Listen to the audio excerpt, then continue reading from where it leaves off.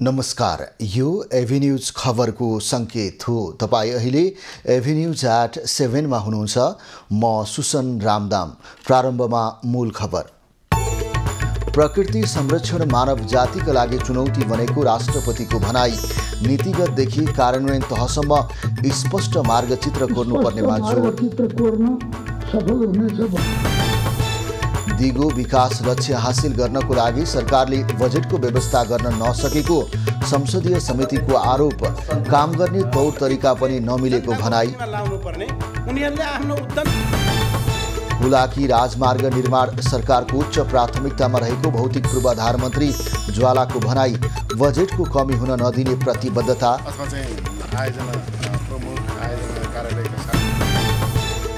जग्गा प्राप्तिको माग गर्दै बाँकेको खजुराका सुकुम्बासी आन्दोलित।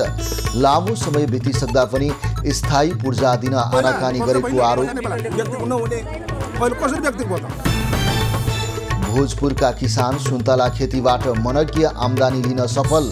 वार्षिक 10 लाखसम्म आम्दानी भएपछि किसानहरू उत्साहित।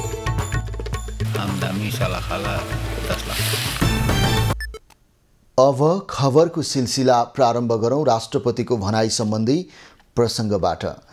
राष्ट्रपति रामचन्द्र पौडेलले प्रकृति संरक्षण मानव जातिको साझा चासो र चुनौतीको विषय बनेको बताएका छन्। शनिबार ललितपुरमा भएको वन्यजन्तु संरक्षण र वातावरणीय न्याय विषयक 1 दिवसीय सम्मेलनलाई सम्बोधन गर्दै राष्ट्रपति पौडेलले अहिलेको विश्व जलवायु परिवर्तन लगायतका वातावरणीय चुनौतीहरूको शिखरमा उभिएको बताएका हुन्।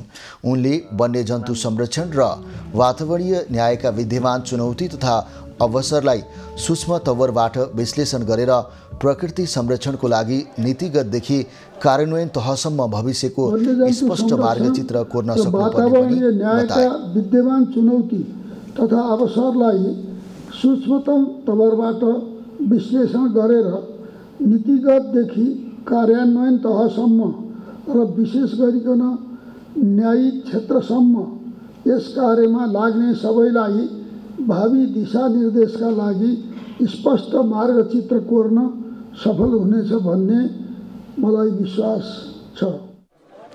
कार्यक्रममा प्रधान न्यायाधीश विशम्बर प्रसाद श्रेष्ठले जलवायु परिवर्तनका प्रभाव न्यूनीकरण गर्न वातावरण संरक्षण गर्नुपर्ने बताए। उनले औद्योगिक एवं भौतिक विकास, जनसङ्ख्याको तीव्र वृद्धि, अव्यवस्थित बसोबास र प्राकृतिक स्रोतमाथिको अत्याधिक दोहनका कारण वातावरणीय विनाश भइरहेको उल्लेख गर्दै त्यसलाई रोक्न सबैको साझा पहल कदमी र प्रतिबद्धता हुनुपर्ने पनि उल्लेख गरे। दिगो विकासको लक्ष्य हासिल गर्ने दिशामा पनि चुनौतीहरू कायमै छन्। जनसङ्ख्याको तीव्र वृद्धि, अव्यवस्थित बसोबास, प्राकृतिक स्रोतमाथिको अत्यधिक निर्भरता र दोहन आदिको कारणबाट समेत वातावरणीय विनाश भइरहेको छ। कार्यक्रममा वन तथा वातावरण मन्त्री डाक्टर वीरेन्द्र प्रसाद महतोले राष्ट्रिय निकुञ्ज अतिक्रमण गरेर भौतिक संरचना बनाइदा समेत सरकारले कारबाही गर्न नसकेको बताए। उनले जङ्गलभित्र संरचना बनाई जीव जन्तुहरूमाथि आक्रमण गर्ने काम भइरहेको भन्दै त्यसलाई रोक्नुपर्ने आउने बाटो कहाँ हो, यसको पैदल मार्ग कहाँ हो, पहिले कहाँबाट प्रवेश गरेको थियो, अहिले किन यस्तो भएको छ भन्दाखेरि त्यहाँको मान्छेहरूको स्थानीय मान्छेहरूले सोद्धाखेरि जहिले पनि त्यो हात्ती हिँड्ने बाटोमा अहिले पक्का घर बनेको छ, तर त्यसको लाल पूर्जा छैन। नेपाल सरकारको जग्गा हो त्यो, तर त्यहाँ कसैले पनि हटाउन सकेन। अनि हात्ती जाने कुन बाटो? जति पनि निकुञ्जका कुरो गर्छ, जति जहाँ पनि हाम्रो यो जनावरहरूको कुरो गर्छौँ, त्यहाँ एकातिर हामी बढाउने कोसिस गर्छौँ, अर्कोतिर के गर्दैछौँ भने गरिरहेछौँ भने आक्रमण गर्ने, अतिक्रमण गर्ने प्रयास चाहिँ हामी गरिरहेका छौँ। मन्त्री महतोले मानव जनावर द्वन्द्व न्यूनीकरणको लागि आवश्यक पहलको काम भइरहेको पनि जानकारी दिए। जलवायु क्षेत्रमा कार्यरत राष्ट्रिय तथा अन्तर्राष्ट्रिय सङ्घ संस्थाहरूले पर्वतीय क्षेत्रको विकासलाई प्राथमिकतामा राख्न माग गर्दै काठमाडौँ घोषणापत्र जारी गरेका छन्। काठमाडौँमा जारी विश्व सामाजिक मञ्चको 16औं संस्करणमा भएको 2 दिने विश्व जलवायु न्याय सम्बन्धी सम्मेलनले काठमाडौँ घोषणापत्र जारी गरेको हो। विभिन्न 12वटा संस्थाहरूले संयुक्त रूपमा गरेको 2 दिने जलवायु सम्मेलनले जलवायु परिवर्तनका विभिन्न आयाम, प्रभाव, वित्त परिचालनको संयन्त्र र लक्षित वर्गको न्यायका विभिन्न विधामा छलफलपछि काठमाडौँ घोषणापत्र जारी गरेको हो। मञ्चले जलवायु सङ्कटको सम्बोधनसँगै दिगो विकास लक्ष्य हासिल गर्न नागरिक समाज, सामाजिक आन्दोलन, ट्रेड युनियन र विश्वका विभिन्न भागहरूका व्यक्तिहरूको संयुक्त पहल र सहकार्यलाई पनि प्राथमिकतामा राख्नुपर्ने निष्कर्ष निकालेको छ। त्यसैगरी घोषणापत्रमा महिला तथा सीमान्तकृत र पछाडि पारिएका समूहको अधिकार प्राप्ति बिना जलवायु न्याय नहुने भन्दै जलवायु वित्तमा ती वर्गलाई प्राथमिकतामा राख्न विश्वको ध्यानाकर्षण समेत गरिएको छ। घोषणापत्रमा विश्वव्यापी वित्तीय प्रणालीको पुनर्संरचना गर्नुपर्ने आवश्यकता पनि औल्याइएको छ। जलवायु सङ्कटलाई सम्बोधन गर्न र निष्पक्ष तथा अधिकारमा आधारित न्यायपूर्ण विकल्पहरू खोज्ने सन्दर्भमा सम्मेलनमा छलफल भएको थियो। 2 अर्बभन्दा बढी मानिसका लागि अत्यावश्यक पानीको स्रोत बनेको हिमाली क्षेत्रको हिउँमा शताब्दीको अन्त्यसम्ममा 1/3ले गिरावट आउने र पृथ्वीको तापक्रमलाई पनि नियन्त्रण बाहिर जाने स्थितिलाई मध्यनजर गर्दै पर्वतीय साझेदारी र समन्वयलाई विशेष प्राथमिकतामा राख्नुपर्ने विषयलाई पनि सम्मेलनले विशेष प्राथमिकताका साथ उठाएको छ।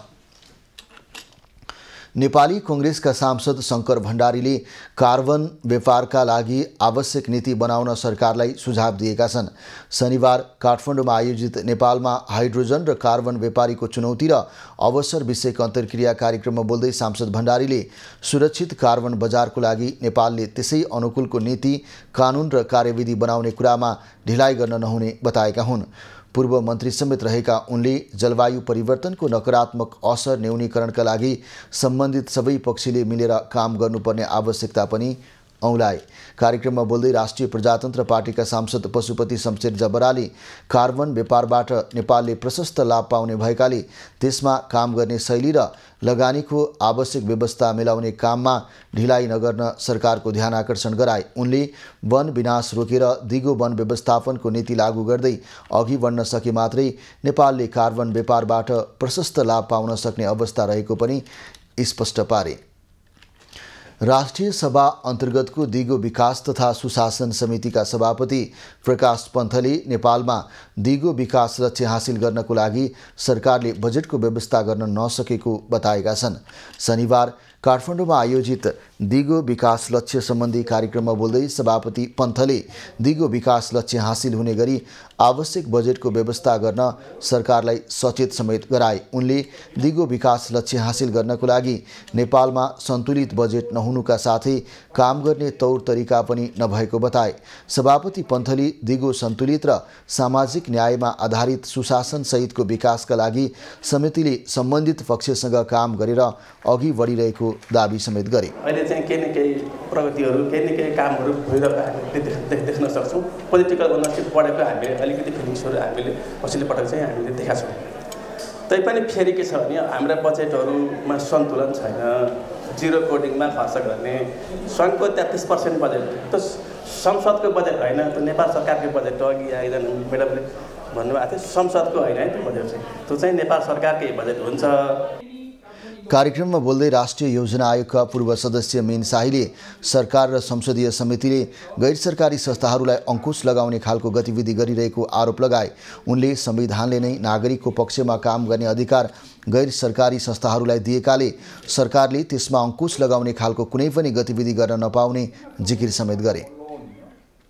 संविधानले धारा 17 मा राजनीतिक दल खोल्ने अधिकारको सँगसँगै नागरिक संस्थाहरू खोलेर नागरिकहरू सङ्गठित हुन पाउने, उनीहरूले आफ्नो विचारहरूलाई सङ्गठित रूपले जनताको बीचमा लाउनु पर्ने, उनीहरूले आफ्नो उद्यमशीलता गर्न पाउनुपर्ने, उनीहरूले आफ्ना नाराहरू प्रवर्धन गर्न पाउनुपर्ने, आफ्ना विचारहरू जनताको बीचमा लाउनु पर्ने अधिकार संविधानले दिएको छ।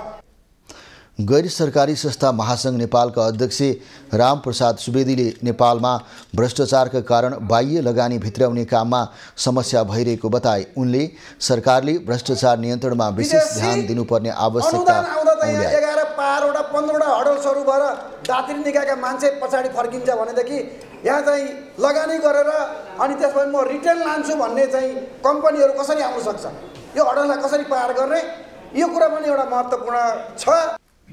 अध्यक्ष सुवेदीले गैर सरकारी संस्थाहरूले भ्रष्टाचार गरेको ठहरिए जेल हाल्न सरकारको ध्यानाकर्षण समेत गराएका छन्।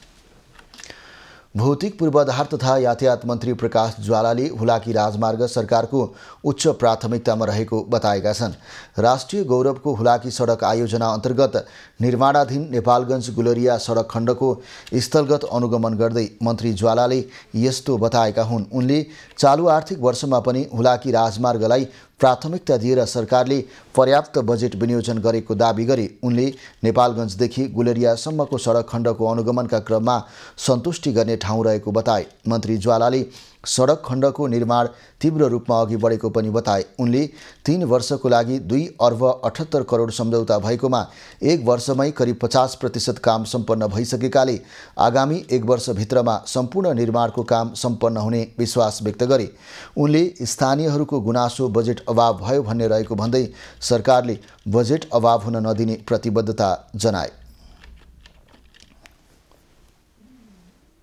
हुलाकी राजमार्गको अनुगमन गरेका छौँ। अनुगमनमा हामी सम्बन्धित सबै पक्ष सँगसँगै छौँ, अर्थात् मन्त्रालयको तर्फबाट, विभागको तर्फबाट अथवा चाहिँ आयोजना प्रमुख, आयोजना कार्यालयका साथीहरू र निर्माण व्यवसायी हामी सबै सँगसँगै चाहिँ नेपालगञ्ज मैनापोखर गुलरिया हुलाकी राजमार्गको अनुगमन गरेका छौँ र वास्तवमा हुलाकी राजमार्ग भनेको नेपालको एउटा राष्ट्रिय गौरवको आयोजना। मन्त्री ज्वालाले नेपालगञ्ज गुलरिया खण्डमा निर्माण व्यवसायीलाई काम गरेको भुक्तानी दिन बाँकी रहेको भन्दै अर्थ मन्त्रालयमा बजेट माग गरिएकाले कामलाई निरन्तरता दिन आग्रह गरे। हुलाकी राजमार्ग निर्देशनालय योजना कार्यालय नेपालगञ्जका प्रमुख लीलाबहादुर भण्डारीका अनुसार मूल्य अभिवृद्धि कर बाहेक 2 अर्ब 78 करोड 41 हजारमा 2082 मङ्सिर 27 गते सम्पन्न गर्ने गरी गत वर्ष माघ 25 देखि शर्मा एन्ड कम्पनीले काम सुरु गरेको हो। नेकपा एमालेका सचेतक महेश बर्तौलाले भौतिक पूर्वाधार तथा यातायात मन्त्री प्रकाश ज्वालालाई तत्काल मन्त्री पदबाट बर्खास्त गर्न प्रधानमन्त्रीको ध्यानाकर्षण गराएका छन्। 1.5 महिना पहिले 2 जना युवाको मृत्यु हुने गरी बालकुमारीमा भएको घटनाबारे जाँचबुझ गर्न सरकारले गठन गरेको आयोगले मन्त्री प्रकाश ज्वालाको कमजोरीले घटना भएको निष्कर्ष निकालेपछि उनले यस्तो माग गरेका हुन्।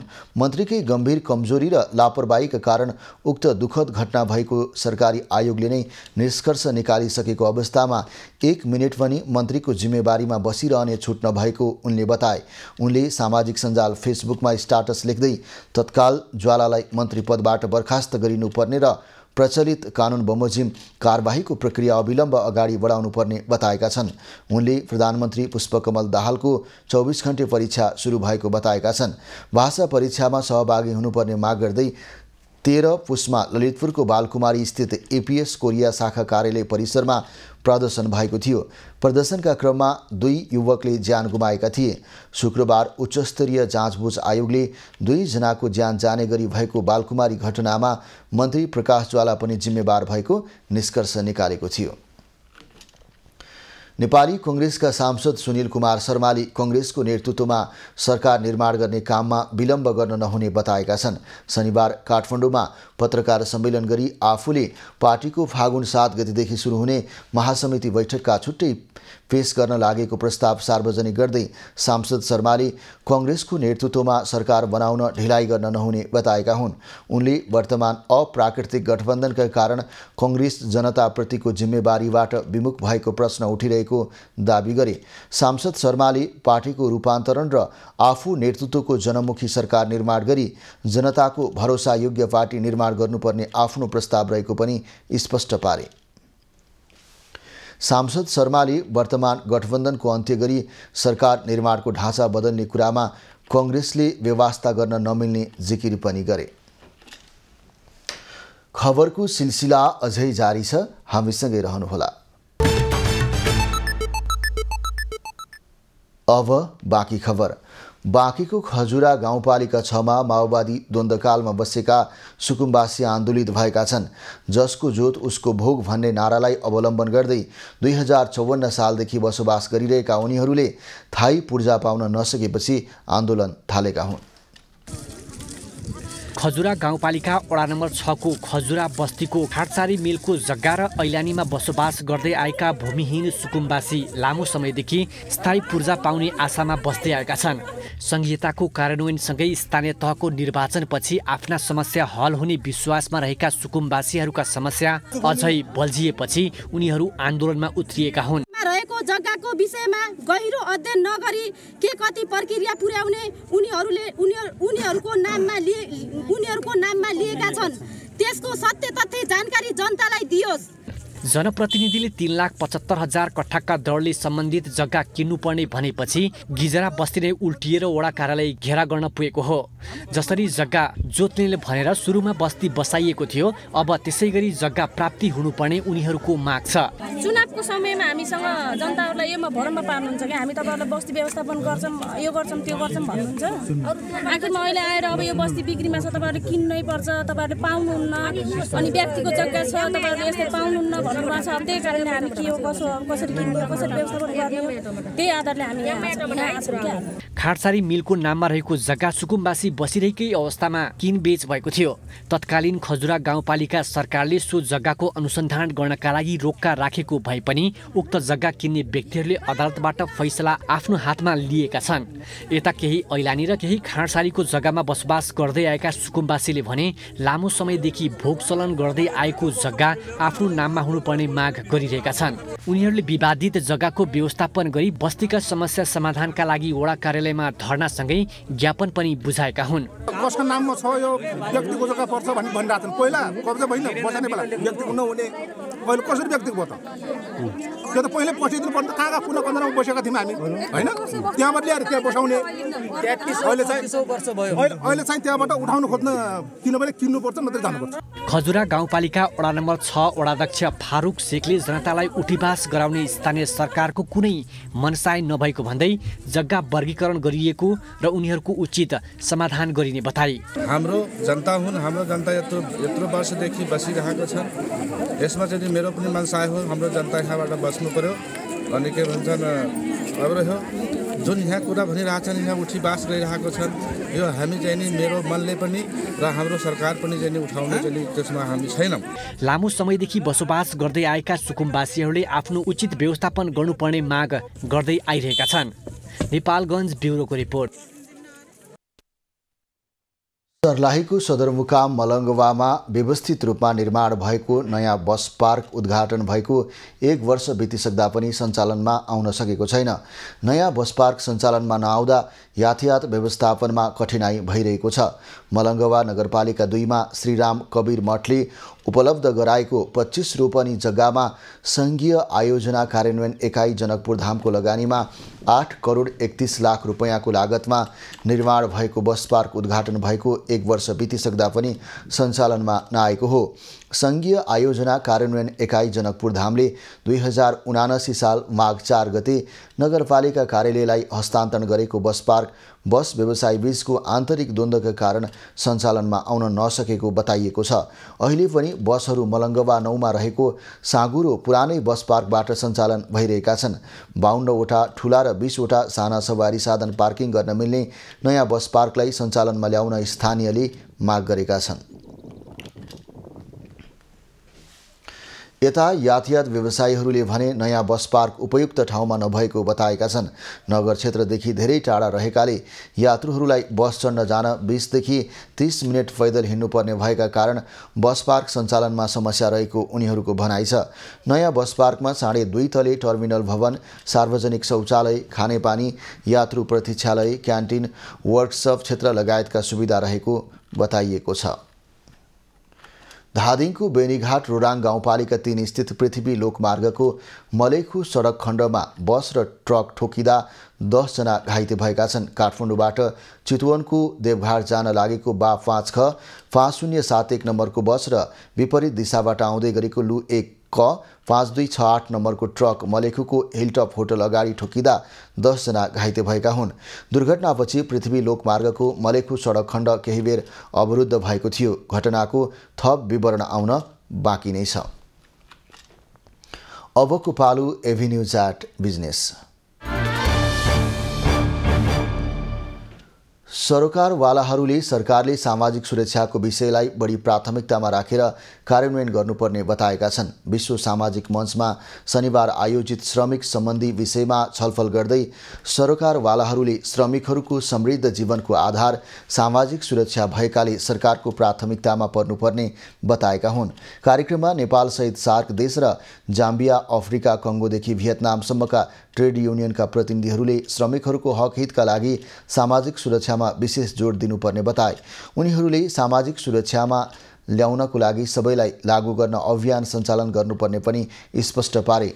ट्रेड युनियनका प्रतिनिधिहरूले सामाजिक मञ्चमा आफ्ना मुद्दाहरू उजागर गरेकाले अब कार्यान्वयनको बाटोमा जानुपर्ने पनि बताए। सामाजिक सुरक्षा कामदारहरूको लागि मौलिक हक भएको र मानव अधिकारको रूपमा पनि लिनुपर्ने बारेमा पनि छलफल मञ्चमा भएको जनाइएको छ। विज्ञहरूले जलवायु वित्त र जलवायु न्यायका मुद्दालाई नेपालले अन्तर्राष्ट्रियकरण गर्नुपर्ने बताएका छन्। विश्व सामाजिक मञ्चमा सहभागी विज्ञहरूले नेपालमा कुनै पनि बेला जलवायु परिवर्तनको असरले ठूलो क्षति हुन सक्ने भन्दै त्यसबारेमा समयमै आवश्यक ध्यान दिनुपर्ने बताएका हुन्। उनीहरूले जलवायु परिवर्तनको असरबाट हुने क्षति न्यूनीकरणको लागि समयमा नै सरकारले स्थानीय तहमा डिजास्टर लर्निङ सेन्टरहरू स्थापना गर्न आवश्यक रहेको पनि स्पष्ट पारे। विज्ञहरूले स्थानीय स्रोत साधनको प्रयोग बिना प्रविधिको प्रयोग र राज्यले मात्रै काम गरेर समस्याको समाधान ननिस्किने पनि बताए। स्थानीय परिवेश बुझेका मानिसहरूको साथ र सहयोग बिना जलवायु परिवर्तनले समाजमा पारेका असरको न्यूनीकरण गर्न नसकिने उनीहरूको भनाइ छ। अहिले हाम्रो ग्लेसियर अथवा हिउँहरू 200 मिटर माथि सर्यो। अहिले तल पहिला जहाँ हिउँ पर्थ्यो अहिलेभन्दा 10 वर्ष अघि त्यहाँ अहिले रेगुलर वर्षा हुन्छ। अब मुस्ताङकै कुरा गरौँ, म अलिकति त्यहाँ गण्डकीको भएको हुनाले हिजो लेतेमा राम्रो स्याउ फल्थ्यो। अहिले गएर मुक्तिनाथको जुन चाहिँ जमसङभन्दा माथि कागबेनीभन्दा माथि मात्रै राम्रो स्याउ फल्न लाग्यो। यो क्लाइमेट चेन्जले ठुलो असर चाहिँ पारेको छ र यसको पहिलो असर के हो भन्नुहुन्छ भने गरिब हो, निमुखा हो, पछाडि पारेको वर्गै हो।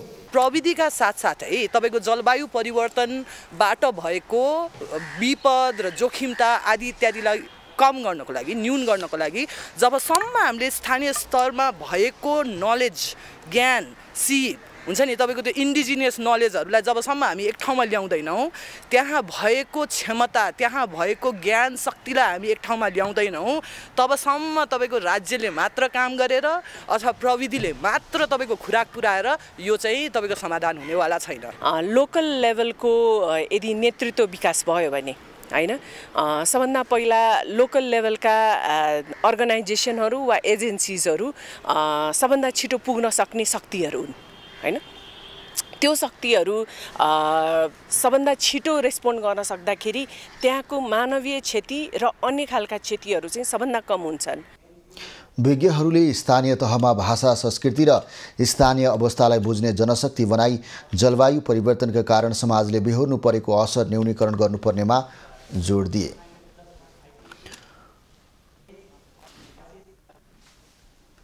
अबको पालो कृषि खबर। सुन्तला भोजपुरका किसानको राम्रो आम्दानीको स्रोत बनेको छ। सुन्तला बिक्रीबाट यहाँका किसानले मनज्ञ आम्दानी समेत गर्दै आएका छन्।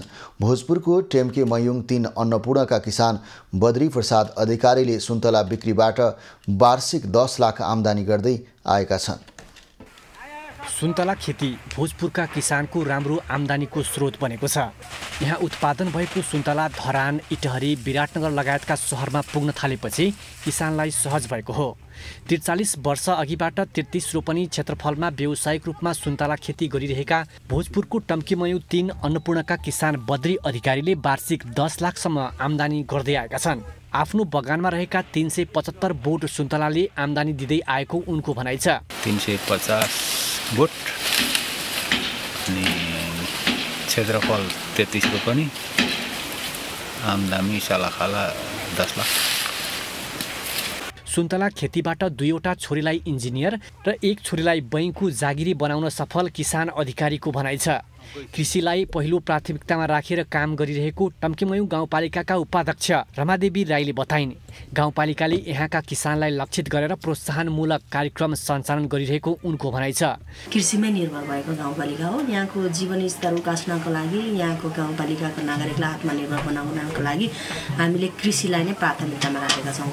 यहाँको मुख्य पेसा भनेकै हाम्रो कृषि हो र यहाँको नागरिकहरू 80% नागरिकहरू चाहिँ कृषिमै आत्मनिर्भर छन्। गाउँपालिकाले माटो सुहाउँदो बालीमा जोड दिएको जनाइएको छ। लामो समयसम्म आम्दानी लिन सकिने भएकाले किसानलाई बहुवर्षीय बाली खेतीको लागि प्रोत्साहन गर्दै आएको गाउँपालिकाले जनाएको छ। किसानको आवश्यकतालाई ध्यानमा राखेर सुन्तला, किवी लगायतका खेतीमा जोड दिएको गाउँपालिकाको भनाइ छ। कृषि क्षेत्रमा चाहिँ हामीले चाहिँ कृषि पकेट कार्यक्रम भन्ने चाहिँ बजेटमै 10 लाख बजेट राखेका छौँ र त्यो कार्यक्रम चाहिँ सञ्चालन गर्ने भनेर चाहिँ कार्यपालिकामा छलफल पनि भइरहेको छ र हाम्रो चाहिँ विशेष गरी कृषिमा पनि अझ सुन्तला खेती चाहिँ अझ बढी चाहिँ उब्जाउ हुने भूभाग भएको भएर सुन्तला खेतीलाई चाहिँ अझ बढी प्रवर्धन गर्ने हिसाबले चाहिँ हामीलाई सुन्तला खेती विस्तारका लागि वडामा वर्षेनी बिरुवा वितरण गर्दै आएको वडाध्यक्ष पूर्णप्रसाद राईले बताए। यहाँका साबिक 9, 4, 5, 6, 8 वडाका करिब 200 घर परिवार व्यावसायिक सुन्तला खेतीमा आबद्ध रहेको उनको भनाइ छ। लगभग साबिकको चाहिँ 5 वडामा चाहिँ सुन्तलाहरूको चाहिँ खेती गरिएको छ र उहाँहरूलाई चाहिँ खेतीलाई व्यवस्थित गर्नको लागि हामीले वार्षिक रूपमा आवश्यक रूपमा चाहिने चाहिँ सुन्तलाको बिरुवाको चाहिँ वार्षिक रूपमा व्यवस्था गरेका छौँ। यहाँका 9वटै स्थानीय तहमा सुन्तला उत्पादन हुन्छ। विशेष गरेर टम्कीमयू गाउँपालिकाको खावा, केराबारी, अन्नपूर्ण, छिनामखु, कोट, गोगलेसँगै भोजपुर नगरपालिकाको दावा, बोखिम, पोखरे, सडानन्द नगरपालिका, हतुवागढी गाउँपालिका र रामप्रसाद राई गाउँपालिकामा सुन्तला बढी उत्पादन हुने गरेको छ। युवराज विष्ट, भोजपुर। अबको पालो avenue Jat sports. ICC cricket विश्वकप लिग 2 अन्तर्गत आज भएको खेलमा नेपालले शानदार जित निकालेको छ। त्रिवी क्रिकेट मैदानमा आज भएको दोस्रो खेलमा नेपालले नेदरल्यान्ड्सलाई 9 विकेटले पराजित गरेको हो। नेदरल्यान्ड्सले दिएको 137 रनको लक्ष्य नेपालले 15.2 ओभरमा 1 विकेटको क्षतिमा भेट्टाएको हो। नेपालका लागि अनिल शाहले 57, आसिफ शेखले 54 र कुशल भुर्तेले 28 रन बनाए। नेदरल्यान्ड्सका लागि भिन किग्माले 1 विकेट लिए। त्यसअघि टस हारेर पहिला ब्याटिङको निम्तो पाएको नेदरल्यान्ड्स 39 ओभरमा अल आउट हुँदै 137 रनमा समेटिएको छ। नेदरल्यान्ड्सका लागि कप्तान स्कट एडवर्ड्सले सर्वाधिक 33, बास्टे लिडेले 27, साइब्रान एन्जल ओस्टले 23, काइल क्लाइनले नट आउट 11, नोआ क्रेसले 12, म्याक्स ओ डाउट र आर्यन दत्तले 10-10 रन बनाए। नेपालका लागि कुशल भुर्तेलले 4, ललित राजवंशीले 2, सुम्पाल कामी र रोहित पौडेलले 1-1 विकेट हात पारे। पहिलो खेलमा बिहिबार नेपाल नामिबियासँग 4 विकेटले पराजित भएको थियो। नेपालले अब तेस्रो खेलमा बुधबार नामिबियासँग प्रतिस्पर्धा गर्नेछ। पोखरा अन्तर्राष्ट्रिय म्याराथनको उपाधि केन्याली खेलाडी जुलियस मोरियुकी बाहोमले जितेका छन्। पोखरामा शनिबार भएको प्रतियोगितामा बाहुनले निर्धारित दूरी 2 घण्टा 19.36 सेकेन्डमा पार गर्दै उपाधि जितेकी हुन्। उनले उपाधि सहित 5 लाख रुपैयाँ प्राप्त गरेका छन्। त्यसैगरी केन्याकै इसाक किहारा कामिरीले दोस्रो र एडविन किपलागटले तेस्रो स्थान हासिल गरे। त्यसैगरी महिला 21 किलोमिटर तर्फको उपाधि सन्तोषी श्रेष्ठले जितिन्। उनले 1 घण्टा 18 मिनेट 39 सेकेन्डमा दूरी पार गर्दै नगद 1,50,000 प्राप्त गरिन्। 21 किलोमिटर महिलातर्फ केन्याकी अभिजल जेरोप दोस्रो र राममाया बुढा तेस्रो भइन्। यस्तै पुरुष 10 किलोमिटर दौडमा टङ्कबहादुर कार्की पहिलो, सुभाष कार्की दोस्रो र सञ्जीव नेपाली तेस्रो भए। महिला 10 किलोमिटर दौडमा आशा रावत पहिलो, सीमा चौधरी दोस्रो र नम्रता गुरुङ तेस्रो भइन्। 5 किलोमिटर छात्र दौडमा तिनजन रोका मगर पहिलो, प्रकाश थिङ दोस्रो र ईश्वर ढकाल तेस्रो हुँदा छात्रातर्फ नारायणी भण्डारी पहिलो, गीता श्रेष्ठ दोस्रो र एन्जिला जिटी तेस्रो भइन्। 5 किलोमिटर भेटरान पुरुषतर्फ कपिल श्रेष्ठ, आइलाल शाही, निमबहादुर थापा क्रमशः पहिलो, दोस्रो र तेस्रो भए भने महिलातर्फ चित्रा गुरुङ, विष्णुकुमारी गुरुङ र चेतमाया पङ्गेनी क्रमशः पहिलो, दोस्रो र तेस्रो भएका छन्। नेपाल भूतपूर्व खेलाडी मञ्चले आयोजना गरेको प्रतियोगितामा 14 देशका धावकहरूले सहभागिता जनाएका थिए। अबको पालो खास खबर।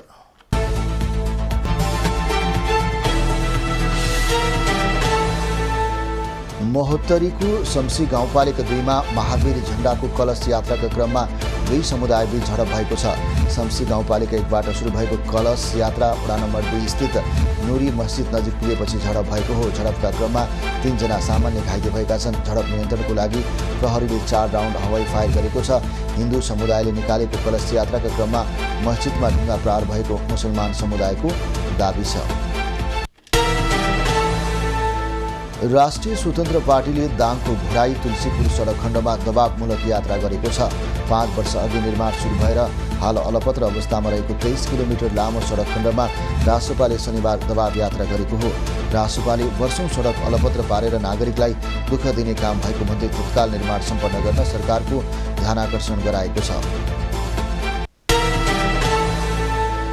नागरिक उन्मुक्ति पार्टीले कोशी नाम खारेज गर्न माग गरेको छ। शनिबार इलामको चुलाचुलीमा बसेको पार्टीको सचिवालय बैठकले प्रदेश 1 को नामाकरणलाई लिएर भइरहेको पहिचानवादीहरूको आन्दोलनप्रति ऐक्यबद्धता जनाउँदै कोशी नाम खारेज गर्न माग गरेको हो। बैठकले प्रदेश 1 को नामाकरण कोकिली राख्नेबारे पहिचानवादी संस्था र सबै राजनीतिक दलहरूसँग निरन्तर छलफल चलाउने निर्देश समेत गरेको छ।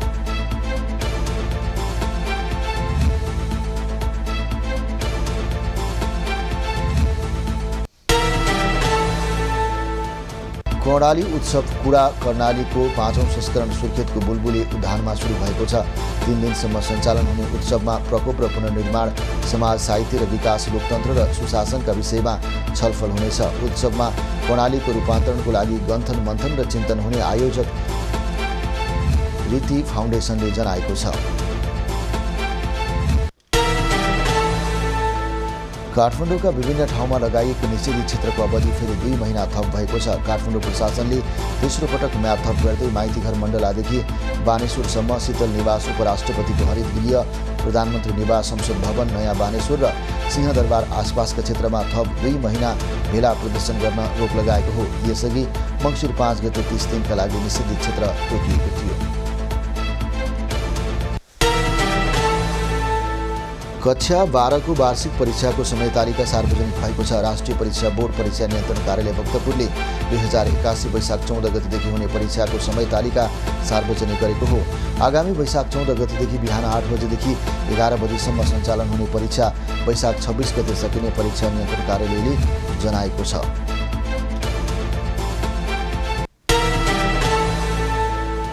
कवि तथा गीतकार कला सेरेङको कविता तथा गीति सङ्ग्रह कलाका अन्तर्मन र गीति भिडियो अतीतका यादहरू सार्वजनिक भएको छ। शनिबार नेपाल प्रज्ञा प्रतिष्ठानका कुलपति गोपाल राईले कृति सार्वजनिक गरेका हुन्। पुस्तक कृतिभित्र 115 शीर्षकका गीत तथा कविता रहेका छन्। कृतिका विषयवस्तु परदेशमा रहँदा आउने स्वदेशको सम्झनाबारे केन्द्रित रहेको छ। सुर्खेतको बुलबुले तालको पानीमाथि फैलिएको झारपात हटाउन थालिएको छ। सुर्खेत उपत्यका नगर विकास समितिले डुङ्गा चलाउनु पूर्व तालमा फैलिएको झारपात हटाउन थालेको हो। डुङ्गा चलाउन कागजी प्रक्रिया अन्तिम चरणमा रहेकाले 1 साताभित्रै ताल सफा गरिसक्ने तथा लगत्तै डुङ्गा चलाउन सहज हुने वीरेन्द्रनगर नगरपालिकाले जनाएको छ। त्रिभुवन विश्वविद्यालय परीक्षा नियन्त्रण कार्यालयको अनलाइन आइतबारदेखि पुनः सुचारू हुने भएको छ। माघ 15 गतेदेखि परीक्षा नियन्त्रण कार्यालयले प्रवाह गर्ने सेवाहरू अनलाइन मार्फत थालेको थियो। अनलाइन मार्फत सेवा प्रवाह थालेको भोलिपल्ट नै वेबसाइट ह्याक भएको थियो। ह्याक भएर बन्द भएको वेबसाइट माघ 28 गतेदेखि सुचारू भएको थियो। बुटोलको सुप्रिम बचत तथा ऋण सहकारी संस्थाका अध्यक्ष र भैरववाद शाखाका व्यवस्थापकलाई प्रहरीले पक्राउ गरेको छ। बचतकर्ताको करिब 1.25 अर्ब रकम इनामिना गरेको जुरीपछि अध्यक्ष ओमप्रकाश गुरुङ र भैरववाद शाखाका व्यवस्थापक दुर्गा चापागाई पाण्डेलाई प्रहरीले पक्राउ गरेको हो। चितवनको भरतपुर विमानस्थल विस्तारको प्रक्रिया अगाडि बढाउन आगामी सोमबारदेखि सर्वेको काम हुने भएको छ। सर्वे एक हप्ताभित्रै सक्ने गरी काम गरिने महानगरपालिकाले जनाएको छ। समग्र विमानस्थल विस्तार सहजीकरणको लागि नेपाल नागरिक उड्डयन प्राधिकरण, नेपाली सेना र महानगरपालिकाको प्रतिनिधि सम्मिलित सहजीकरण समिति गठन गर्ने सहमति पनि भएको छ। नेपालमै हुलाक टिकट छाप्न सुरु भएको छ। जनक शिक्षा सामग्री केन्द्र लिमिटेडसँगको समन्वयमा हुलाक सेवा विभागले टिकट छपाई सुरु गरेको हो। 64 वर्षपछि नेपालमै छापिएको हुलाक टिकट प्रचलनमा आएको छ। सञ्चार तथा सूचना प्रविधि मन्त्री रेखा शर्माले जनक शिक्षा सामग्री केन्द्रमा मुद्रण गरिएका 11 प्रकारका हुलाक टिकटमा प्रकाशनको प्रथम दिवसीय टाँचा लगाएकी हुन्। दक्षिणी इजरायलमा गोली हानाहान हुँदा 2 जनाको मृत्यु हुनका साथै अन्य 4 जना घाइते भएका छन्। एक बन्दुकधारीले दक्षिणी सहर किरियत मलाखी नजिकैको बस स्टपमा धेरै मानिसहरूमाथि गोली चलाएको हो। घाइते 4 जनाको उपचार भइरहेको बताइएको छ। घाइतेमध्ये 2 जनाको अवस्था गम्भीर रहेको बताइएको छ। इजिप्टले गाजापट्टिको युद्धग्रस्त प्यालेस्टाइनी एन्क्लेभमा 2 लाख टन मानवीय सहायता पठाएको छ। इजिप्टका सामाजिक एकता मन्त्री निबिन एल कबागले रन फर गाजा म्याराथनमा भाग लिने क्रममा सहायता पठाएको जनाएका हुन्। इजरायलले गत वर्ष अक्टोबर 7देखि हमास विरुद्ध सैन्य अभियान चलाएपछि गाजाका सर्वसाधारणहरू निकै कष्टपूर्ण जीवन जिउन बाध्य भएका छन्। अबको पालो एभिन्यूज एट मौसम।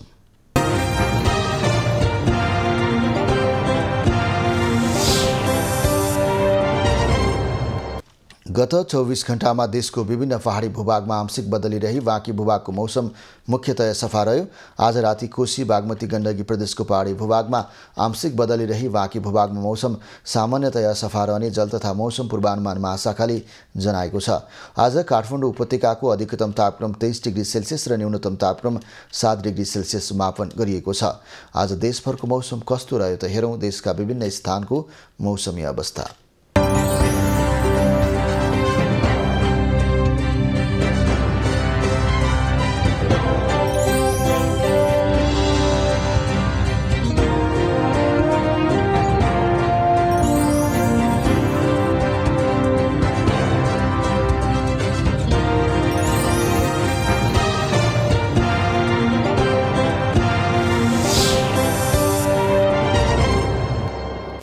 अहिलेलाई खबरको क्रम यति नै। एभिन्यूज खबरका यी सहित अन्य विस्तृत खबरको लागि www.avnews.tv लगन गर्न सक्नुहुनेछ। साथै एभिन्यूजका अन्य खबरहरू एभिन्यूज खबरका सामाजिक सञ्जालहरूमा पढ्न, हेर्न र सुन्न सक्नुहुनेछ।